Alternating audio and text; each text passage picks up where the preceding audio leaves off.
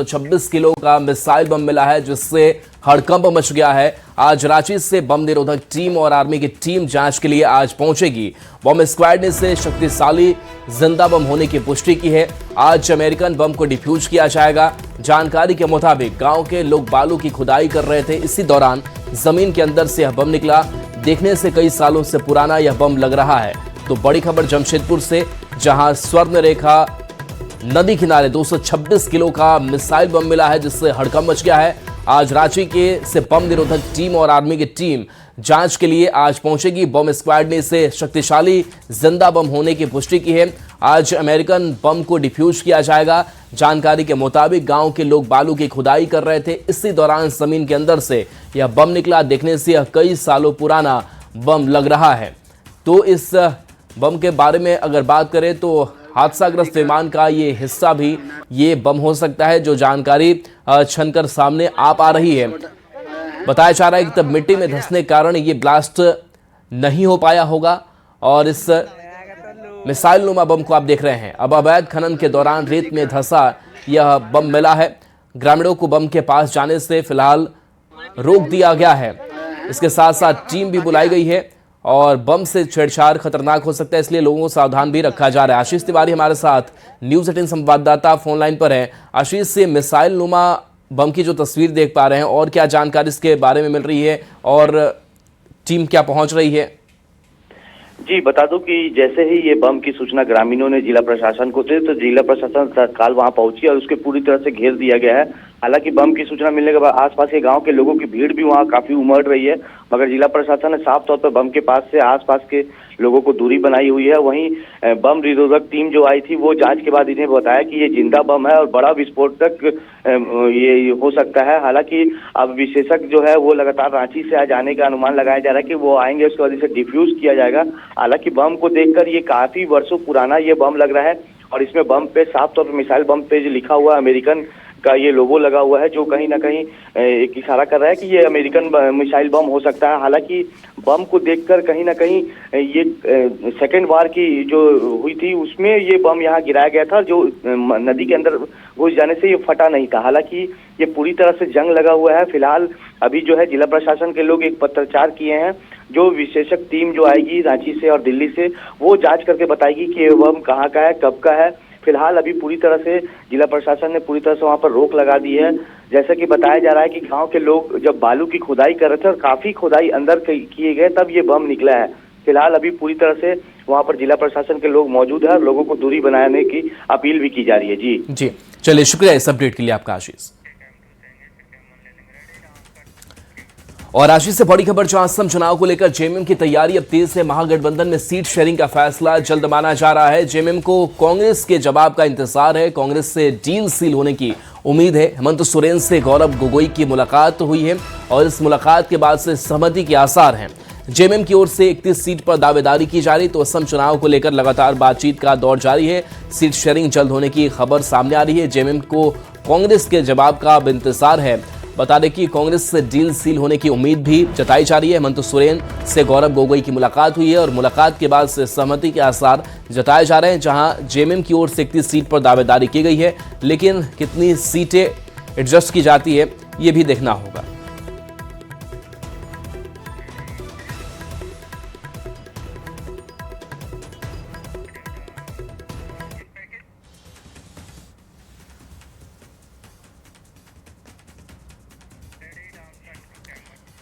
असम चुनाव की तपिश झारखंड में भी देखी जा रही है। झारखंड विधानसभा चुनाव के दौरान हिमंता बिस्वा शर्मा का यहां आना और असम चुनाव के दौरान हेमंत सोरेन का वहां जाना इशारों में काफी कुछ साबित कर रहा है। असम चुनाव में झारखंड की राजनीति के नफा नुकसान का सियासी समीकरण आप भी जानिए इस रिपोर्ट के जरिए।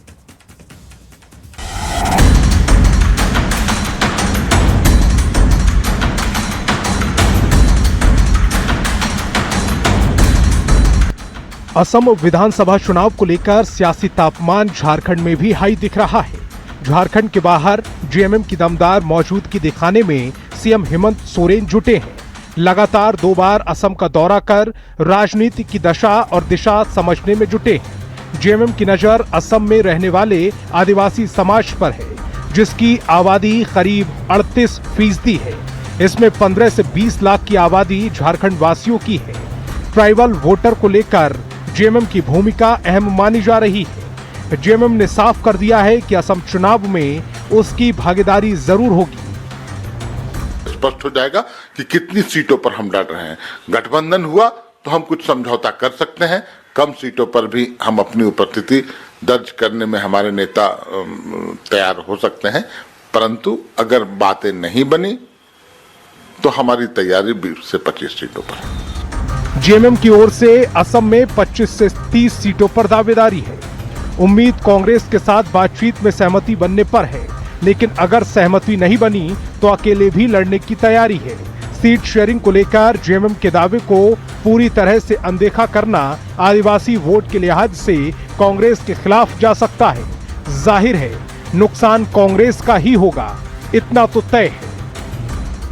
वहाँ के प्रभारी और कांग्रेस का नेतृत्व जो है उनसे लगातार संपर्क में है और मुझे लगता है कि एक समझौता जो है वहाँ पर चुनाव लड़ने के लिए अवश्य निकलकर सामने आएगा। कांग्रेस जेएमएम के साथ चुनाव लड़ती है तो निश्चित तौर पे कांग्रेस को फायदा होगा, और अगर दोनों अलग अलग लड़ते हैं तो इसमें नुकसान तो स्पष्ट है कि कांग्रेस का ही होगा। और ऐसे भी आदिवासी वोटर्स इंडिया ब्लॉक से ज़्यादा जुड़े माने जाते हैं।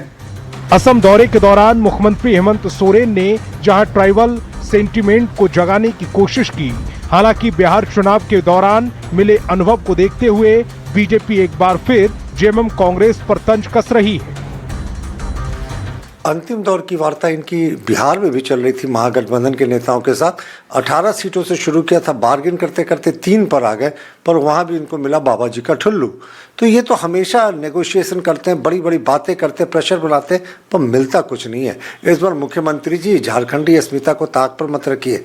अगर कांग्रेस सीटें नहीं देता है तो खुद से लड़ जाइए। एक बार आटे दाल का भाव पता चलना चाहिए। असम में सरकार उसी की बनेगी जिसके साथ जनजातीय वोट होगा। ऐसे में कांग्रेस कभी नहीं चाहेगी कि जेएमएम के साथ उसकी सहमति असम चुनाव में न बने, तो ये खामियाजा कांग्रेस को ही भुगतना है। संजय कुमार सिन्हा, न्यूज़ 18, रांची। झारखंड के पूर्व मंत्री और कांग्रेस डेलीगेट्स के सदस्य योगेंद्र साव पर पार्टी ने बड़ी कार्रवाई की है। पार्टी ने आपत्तिजनक टिप्पणी करने के मामले में योगेंद्र साव को 3 साल के लिए निष्कासित कर दिया है।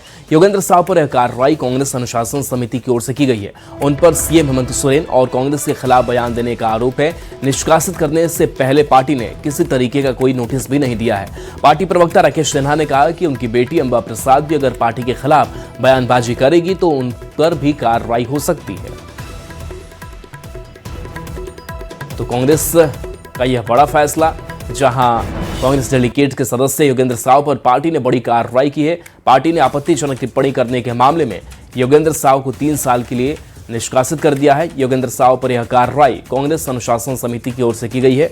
उन पर सीएम हेमंत सोरेन और कांग्रेस के खिलाफ बयान देने का आरोप है।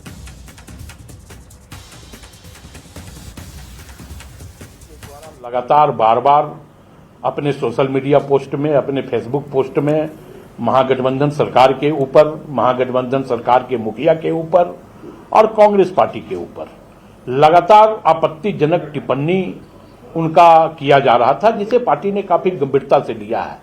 और पार्टी की अनुशासन समिति ने इसे गंभीर अनुशासनहीनता मानते हुए पार्टी से 3 सालों के लिए पूर्व मंत्री योगेंद्र साव को निष्कासित करने का काम किया है। कोई भी महागठबंधन सरकार के ऊपर, उनके मुखिया के ऊपर, कांग्रेस पार्टी के ऊपर अगर किसी के सोशल मीडिया के प्लेटफॉर्म से अगर इस प्रकार की बातें सामने आती है तो स्वाभाविक तौर पे कार्रवाई उन पर भी होगी।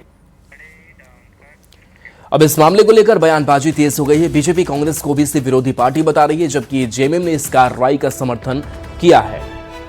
तो पूर्व मंत्री योगेंद्र साव निष्कासित किए गए हैं। इस वक्त की बड़ी खबर सामने आ रही है। योगेंद्र साव को लेकर की अब बयानबाजी भी तेज हो गई है।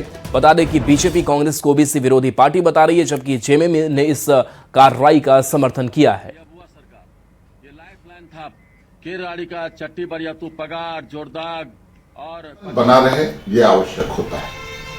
और अनुशासन बनाए रखने के लिए इस तरह के कठोर निर्णय लेने पड़ते हैं। ओबीसी समुदाय के बड़े चेहरे थे, उनको पार्टी संविधान का उल्लंघन करते हुए एक्सपेल कर दिया गया।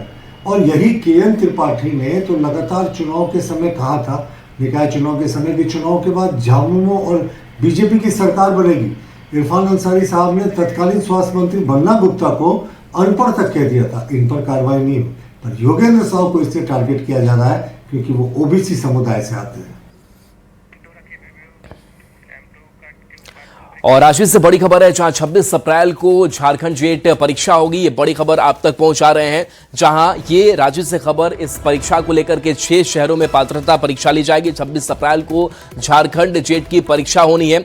6 शहरों में ये पात्रता परीक्षा जो है वो ली जानी है। और खबर है कि 24 से 30 मार्च तक जो लिंक है वो खुला रहेगा। अभ्यर्थी 24 से 30 मार्च तक 3 शहर चुन सकेंगे। परीक्षा रांची, जमशेदपुर सहित 6 शहरों में होगी। 29 मार्च को परीक्षा होनी थी। झारखंड लोक सेवा आयोग ने परीक्षा स्थगित कर नई तारीख की अब घोषणा की है। तो 26 अप्रैल को झारखंड जेट परीक्षा।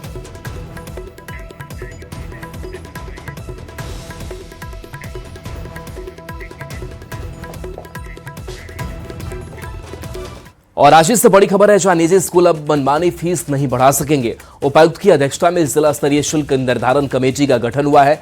नियमों का उल्लंघन करने पर 2.5 लाख तक जुर्माना और मान्यता रद्द करने की चेतावनी है। स्कूल परिसर में किताब, जूते और यूनिफॉर्म बेचने पर रोक है। किसी खास दुकान से सामग्री खरीदने के लिए भी अब स्कूल नहीं बोल सकेंगे। तो अब मनमानी फीस स्कूल नहीं बढ़ा सकेंगे, इस पर अब शिकंजा है। उपायुक्त की अध्यक्षता में जिला स्तरीय शुल्क निर्धारण कमेटी का गठन हुआ है। नियमों का उल्लंघन करने पर 2.5 लाख तक जुर्माना और मान्यता रद्द करने की भी चेतावनी दी गई है। स्कूल परिसर में किताब, जूते और यूनिफॉर्म बेचने पर भी रोक रहेगी। किसी खास दुकान से सामग्री खरीदने के लिए भी स्कूल दबाव नहीं बना सकेंगे। और चाईबासा से बड़ी खबर है, जहां जैक की बड़ी कार्रवाई हुई है। 52 स्कूलों के प्रधान शिक्षकों के सैलरी रोकने के निर्देश हैं। जैक सचिव ने जिला शिक्षा पदाधिकारी को पत्र लिखा है। 8वीं और 11वीं की परीक्षा के इंटरनल असेसमेंट के नंबर को निर्धारित समय पर जारी नहीं करने पर सख्त रुख अपनाया है। 2 मार्च से 14 मार्च तक का समय था। इसके बावजूद कई संस्थानों ने नंबर जारी नहीं किए, जिससे लापरवाही माना गया है। प्रधान शिक्षकों को मुख्य रूप से जिम्मेदार मानते हुए 3 +2 विद्यालयों और 49 मध्य विद्यालयों के प्रधान शिक्षकों के वेतन रोकने और कड़ी कार्रवाई करने का निर्देश दिया गया है।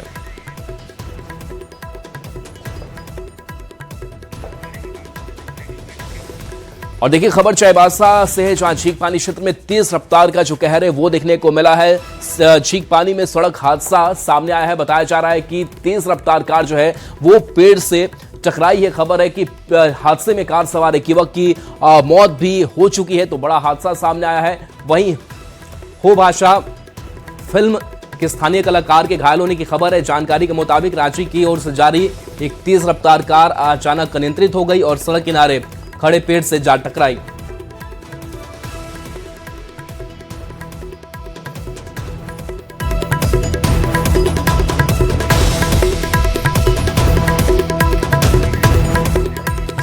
देखिए, टक्कर काफी जोरदार थी, टक्कर काफी जबरदस्त थी कि वाहन के आगे का हिस्सा पूरी तरह से क्षतिग्रस्त हो गया है और घटनास्थल पर अफरा तफरी भी मच गई है।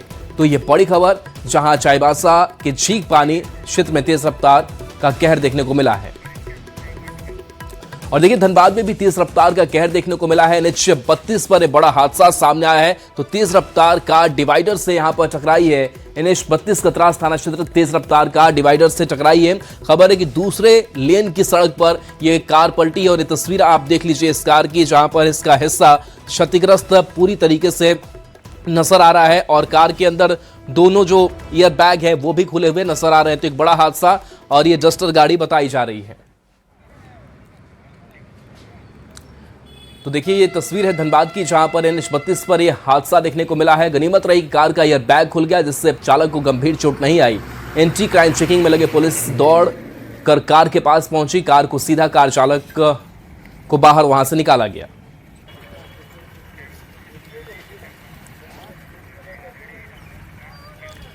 और अगली खबर मौसम से जुड़ी हुई है, जहां झारखंड में मौसम का यूटर्न देखने को मिल रहा है। रांची समेत राज्य भर में आज भी बारिश का अलर्ट जारी है। मौसम विभाग ने तेज हवा चलने की संभावना जताई है, साथ ही ठनका का भी अलर्ट जारी किया गया है। 22 मार्च से मौसम साफ हो सकता है। तो देखिए झारखंड में मौसम का यू टर्न देखने को मिला है, मौसम का मिजाज बदला है। रांची समेत राज्य भर में आज भी बारिश का अलर्ट जारी है। मौसम विभाग ने तेज हवा चलने की संभावना जताई है। इसके साथ साथ ठंडका का भी अलर्ट जारी किया गया है। 22 मार्च से मौसम साफ हो सकता है।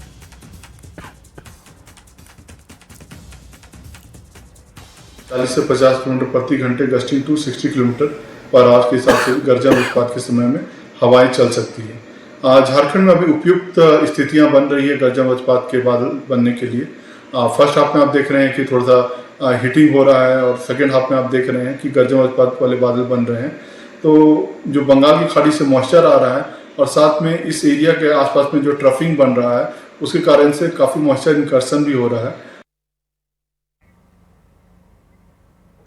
रामगढ़ में लगातार बारिश हो रही है, जिसके कारण तापमान में गिरावट दर्ज की गई है। लोगों को गर्मी से राहत थोड़ी मिली है। वहीं बारिश के कारण जगह जगह जल जमाव की स्थिति भी उत्पन्न हो गई है।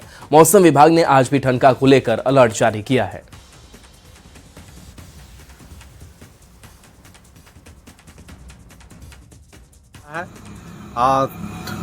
ठंडा भी सुबह सुबह लग रहा है। परेशानी बढ़ी हुई है। परेशानी बढ़ी हुई है, बहुत दिक्कत है। ये गाड़ी भी चलाने में बहुत दिक्कत है, हल्का कुहासा टाइप में है। पश्चिमी विक्षोभ का असर रामगढ़ जिले में आज सुबह में भी देखने को मिल रहा है। लगातार बारिश हो रही है। अब बारिश के कारण परेशानियां बढ़ गई है। हालांकि तापमान में गिरावट दर्ज की गई है, इससे लोगों को राहत जरूर मिली है। लेकिन बताना चाहेंगे कि आज सरहुल और ईद दोनों हैं। ऐसे में बारिश के कारण जो है त्यौहार मनाने में थोड़ी परेशानी आ सकती है। देख सकते हैं ये रामगढ़ से रांची को जोड़ने वाली रामगढ़ पतरातू 4 लेन है, जहां पर किस तरह से देख सकते हैं बारिश के बाद जो है काफ़ी कम संख्या में जो है यहाँ पर लोग बाहर निकले। खासकर मॉर्निंग वॉकर काफ़ी कम संख्या में बाहर निकले हैं। और मौसम विभाग ने संभावना जताई है कि ये बारिश का क्रम कल भी यहाँ पर जारी रह सकती है। कल गोला प्रखंड क्षेत्र के नावाडी में ठनका के चपेट में आकर के किसान की मौत हो गई थी। आज भी यहाँ पर ठनका का जो है यहाँ पर संभावना जताई गई है। ऐसे में लोगों को यहाँ पर विशेष सावधानी बरतने की ज़रूरत है। फिलहाल देख सकते हैं कि किस तरह से लगातार जो है बारिश हो रही है। बारिश देर शाम तक ऐसे ही होते रहेगी। कल भी बारिश होगी, हालांकि कल मौसम थोड़ा खुलेगा, लेकिन फिलहाल जो है आज बारिश के कारण जो है लोगों की परेशानियां बढ़ गई है। जावेद खान, न्यूज़ 18 रामगढ़। रांची से पूरे झारखंड में ईद उल फितर को लेकर खुशी का माहौल बन गया है। धूमधाम से ईद मनाई जा रही है। मस्जिदों और ईदगाहों में सुरक्षा बढ़ाई गई है। ईद के मौके पर झारखंड की राजधानी रांची पूरी तरह त्योहार के रंग में रंग गई है। शहर की मस्जिदों और ईदगाहों को सजाया गया है और नमाज को लेकर सभी तैयारियां पूरी कर ली गई है। आज शहर में बड़े वाहनों के प्रवेश पर रोक, जुलूस की ड्रोन से निगरानी भी हो रही है।